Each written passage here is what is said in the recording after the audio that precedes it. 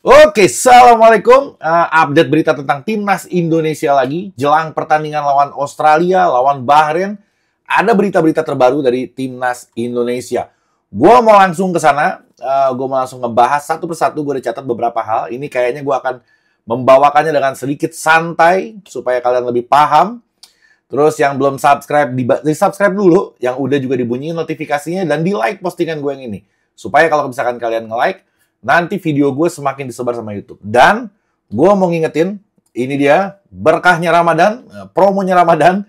Parfum gue, Alkas Parfum, ini gue masih tersedia. Gue akan kasih nanti keranjangnya di bawah sini, di bawah sini atau di bawah sini. Kalau lo beli, gue akan kasih bonus yang seperti ini. Jadi lo beli salah satu dari ini, lo beli dua, gue kasih dua. Lo beli satu, gue kasih satu bonusnya. Jadi semakin banyak kalian beli, semakin gue kasih banyak bonusnya juga. Gue udah siapin di keranjangnya, kalian masuk ke situ, terus kalian cek-cek aja, kalian lihat-lihat. Kalau cocok, dibeli. Ada beberapa varian, ada yang 50 mili, ada yang 30 mili. Gue kasih satu produknya, jadi kalian bisa milih di dalam situ nanti. Oke. Tiket udah dijual, gue udah beli, alhamdulillah, gue dapet tiketnya. Gue beli yang di ini tuh, yang di corner tuh. Itu barat laut barat daya lah istilahnya. Itu yang di corner itu, jadi ada beberapa varian harga, ada yang varian lagi, ada beberapa pilihan harga. Ada yang 300.000 itu di upper, gue tadi ngeliat sih kayaknya udah habis. Gue nggak tahu, ada yang bilang katanya, lo tungguin aja bang, setengah jam nanti kadang dia suka ada yang muncul lagi gitu. Cuman udahlah, itu udah habis yang gue lihat. Terus di belakang gawang juga gue lihat juga udah habis. Jadi gue pilih yang di corner, karena yang di corner ya harganya paling mending lah, itu 1.250.000. Kalau yang di ada yang 1.750.000 juga, itu kalau nggak salah zona apa tuh? Zona 1, 6, dan 7 itu 1.750.000. Gue di zona 5, 8, dan 11. Antara itu aja. Ada yang belakang gawang sama yang di atas tadi. Terus yang paling penting itu jangan kalian beli di calo, di tangan ketiga. Karena Garuda ID itu sangat dibutuhkan. Jadi kalau misalkan kalian masuk, buat yang belum pernah nonton ya, buat nanti kalian kan masuk ke stadion nih. Itu akan di-scan dulu tuh. Di-scan-nya, dicek dulu Garuda ID-nya, terus di-scan muka kita sama dia. Kalau misalkan muka kita sesuai dengan Garuda ID, itu hijau, kita bisa masuk. Tapi kalau misalkan pas di-scan nggak cocok sama Garuda ID-nya, itu nanti merah deh warnanya. Kayak ada lambang merah silang gitu kalau nggak salah. Nah, itu kalian nggak bisa masuk. Jadi, kalaupun kalian beli tiket atau dikasih tiket sama temen, nah, pembelinya itu KTP-nya harus dibawa. Supaya nanti kalian sebelum masuk itu bisa nuker dulu di depan. Ditukar Garuda ID-nya. Yang terjadi sebelumnya kayak begitu. Nah, gue rasa sekarang akan lebih ketat lagi. Karena PSSI itu dia berusaha ngilangin kebocoran tiket jauh banget, dari 17% kebocorannya sekarang udah tinggal 5%. Gue yakin di pertandingan kali ini lebih ketat lagi gitu. Memang agak rumit, agak susah masuknya, tapi memang benar-benar tersteril gitu. Kalau kalian beli di calo itu kan pasti beli juga kan ke dalam kan. Nah, Garuda ID yang dipakai sama dia apa gitu? Takutnya Garuda ID punya orang sembarangan, nanti tiba-tiba pas di scan nggak bisa. Itu cukup bahaya. Kecuali mungkin kalian belinya pakai Garuda ID kalian masing-masing, terus terkonek gitu antara Garuda ID dan si tiketnya. Kalau kayak gitu masih aman. Tapi gue nggak tahu teknisnya seperti apa pembeliannya. Atau mungkin ada tiket-tiket lainnya gitu yang bukan dari online, tapi gue nggak tahu sih. Yang gue tahu lo mesti beli dari aplikasi Livin Mandiri, terus di sukanya tuh, di keranjangnya tuh, kayak Shopee-nya dia. Nah kalian belinya harus dari situ. Gue alhamdulillah dapat. Dan lo nge-war-nya bukan yang war refresh, enggak. Dulu kan kita kalau nge-war gitu kan, refresh.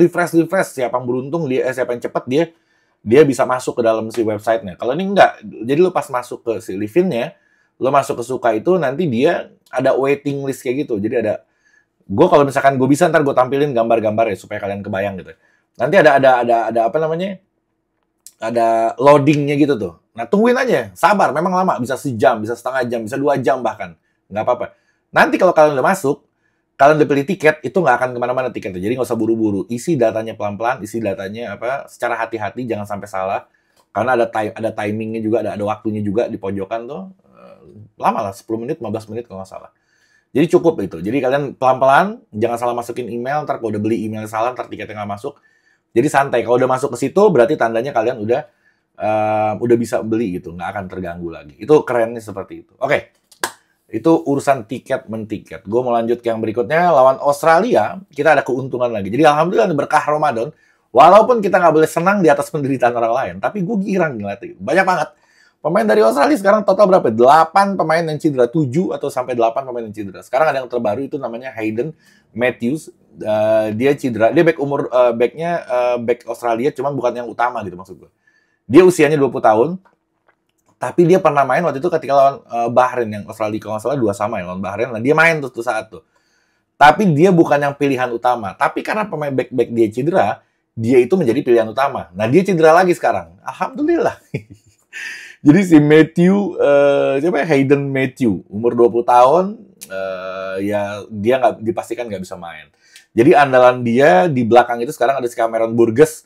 Cameron, gue nggak tahu nyebutin kayak apa namanya. Terus ada, dia di klubnya itu cadangan mati, bukan pilihan utama juga. Jadi cadangannya Australia itu cadangan mati di klubnya. Ini keuntungan banget buat timnas Indonesia. Terus ada Rowles, ini lumayan 2 pertandingan terakhir dia main inti di DC United. Kayak dia main di sana. Terus ada Jason, dia main di J-League. Dia nggak reguler juga mainnya. Sama ada terakhir Thomas Deng. Belum pernah mainnya di Yokohama Marinos. Klubnya Sandy Walsh, ya. Tapi dia belum pernah main di situ. Jadi ini tim lapisnya benar-benar tim lapis gitu. Ini keberuntungan banget. Jadi kalau misalnya kita punya striker yang gila, ini sih udah jangan bertahan. Kalau begitu caranya lawan Australia udah jangan bertahan. Karena kita back dia lemah, mau ngapain kita bertahan gitu. Sikat aja sekalian. Terus ada 8 total pemain yang cedera. Gue akan sebutin satu-satu, termasuk yang tadi. Yang pertama si Harry Suter. Harry Suter ini cederanya panjang banget, bahkan dia udah balik ke klubnya untuk perawatan. Dia stay di sana, dia nggak akan ke timnas pasti. Terus ada Alessandro Circati, ACL panjang banget ini. Ini inti-intinya, pemain-pemain intinya. Thomas Deng yang tadi gue bahas, dia walaupun dia ini nggak main juga di timnya. Ada Jordan Boss, sama nggak bisa main. Ada Kanner, nggak bisa main juga. Ada Nestori, Iran Kunda, nggak bisa main juga sama si Hayden Matthews. Yang terakhir ini si Kusini Yungi ini nih. Kusini Yengi ini kan andalannya dia ya. Dia cedera sekarang, kondisinya gitu. Cuman sekarang katanya udah memulih. Nah, gue khawatir kalau dia bisa main. Ada kemungkinan dia bisa main, ada kemungkinan.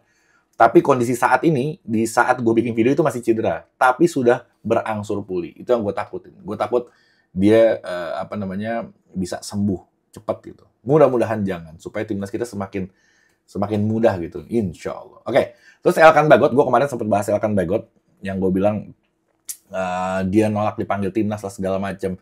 Sekarang Pak Sumarji juga nanya dia, nih Elkan Bagot ini kalimatnya kayak gini ya, kalimatnya Pak Sumarji, Elkan Bagot mau apa tidak dipanggil ke timnas gitu. Jadi kayak negesin, lo mau apa enggak? Jangan ngambang-ngambang. Kemarin zaman waktu itu dipanggil Sintayong, lo nggak mau datang. Sekarang dipanggil Kluivert, lo nggak mau datang juga. Alasannya pengen di klub apa segala macam. Gue nggak menyalahkan itu, cuman gue nggak tahu aja ada aturan apa enggak yang harusnya diterapin gitu ketika pemain nggak mau dipanggil sama timnas. Kalau nggak salah ada aturannya deh. Tapi gue nggak begitu khawatir. Kalau Elkan Bagot nggak mau masuk ke timnas, nggak apa-apa. Gue akan sebutkan satu-satu orang yang bisa menjadi sebenarnya penghalang dia juga ketika dia masuk di timnas gitu. Jay Itzes, kira-kira menurut lo Elkan Bagot dibanding sama pemain-pemain yang gue sebutin akan menjadi inti atau cadangan? Jay Itzes, ada Hilgers, terus ada Kevin Dix juga bisa main di situ. Ada Rizky Ridho, ada Jordi Amat, ada Justin Hubner, sama ada Verdong. Verdong juga bisa main di center back. Kira-kira dengan kedalaman lini pertahanan kita yang gila kayak gini, kalaupun Elkan Bagot masuk, kayaknya dia bakal jadi cadangan juga. Jadi kalau misalkan dia nggak masuk, ya nggak apa-apa. Kita masih punya Itzes, kita masih punya Hilgers, kita masih punya Rizky Ridho, ada Kevin Dix. Bahkan Rizky Ridho juga sekarang mengkhawatirkan posisinya bisa jadi nggak jadi pemain inti dia. Hilgers, Jay Itzes, Kevin Dix di kanan, Verdong di kiri. Kebayang nggak lo? Hubner cadangan lah, karena suka bikin kuning, bikin merah aja tuh kadang-kadang dia. Verdong tadi kiri, Jordi Amat cadangan juga.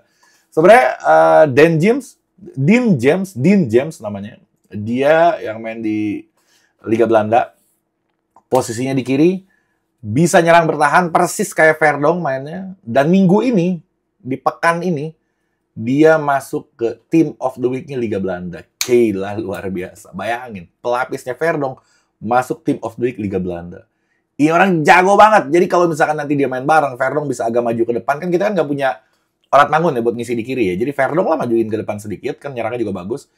Dia yang bertahan. Atau ditukar, ganti-gantian. Verdong sama si Dean James ini tukar-tukaran di sisi kiri. Gila banget itu bakalan gila banget. Oke. Terus terakhir si Jis. Jadi gue kemarin ngeliat wawancaranya Gubernur DKI, ada Pak Erick Thohir juga sebelahnya. Dia ngebahas tentang kalau timnas ini ada kemungkinan pakai stadion JIS. Terus banyak yang nanya sama gue, Bang, gimana nih Bang nih? Tentang JIS, bagus apa enggak? Bagi gue bagus banget. Itu JIS, kalau dipakai sama timnas, itu terornya itu bisa gila-gilaan ke tim lawan. Karena kalau lu belum pernah ke JIS, itu JIS sama rumput itu deket banget. Bahkan kalau pemain pemanasan di pinggir lapangan, lu tuh bisa ngeluarin tangan lu bisa tos sama pemain. Saking deketnya. Jadi kalau misalkan lagi corner, wah itu sih gila-gilaan terornya tuh. Itu bagus banget. Yang penting jangan ada pelemparan dari supporter timnas. Nah, gimana untuk klub Persija yang baru kerjasama dengan dengan JIS itu? Gue menyayangkannya di situ gitu. Karena bagi gue biasanya Persija kalau mau main suka terusir dari GBK karena mau ada jadwal timnas. Jadi kita nggak bisa pakai GBK. Oke, sekarang JIS udah ada solusinya untuk Persija. Persija pakai JIS, udah kerjasama, udah jadi home base-nya Persija. Kalau timnas main ke sana lagi, terus kita mesti keganggu lagi dengan jadwal ini, itu yang bikin gue kepikiran gitu. Harusnya jangan, karena ini udah tetap jadwal kita. Jangan lagi nanti ada alasan kalau kita mau main nggak bisa, mau ada pertandingan timnas, jadi rumputnya nggak boleh dipakai dulu. Itu udah nggak boleh kayak gitu. Kita ngehindar dari sana ke sini supaya tidak bentrok. Lo samperin lagi ke sini. Ini pemikirannya seperti itu. Jadi masing-masing aja. Kalau misalkan ada jadwal Persija di sini, ya timnas mainnya di GBK atau main di tempat lain. Banyak stadion se-Indonesia banyak banget gitu. Nggak harus di GBK dan di JIS doang gitu. Di Surabaya bagus banget. Di Bandung masih bisa main. Banyak banget. Nggak harus melulu di sini gitu. Karena sering sekali jadwal jadwal Persija Jakarta keganggu dengan jadwal timnas. Bukan keganggu ya, bentrok maksud gue. Nah itu solusi yang diambil adalah Persijanya pindah. Tapi sekarang malah gabung lagi gitu. Itu yang menjadi kepikiran supporter anak-anak Jackmania gitu. Jadi ya kita lihat aja ntar regulasi seperti apa. Mudah-mudahan prioritasnya tetap ke klub stadion JIS itu. Karena timnas itu punya opsi banyak sekali stadion se-Indonesia. Itu poinnya. Oke? Sekian dari gue. Assalamualaikum warahmatullahi wabarakatuh.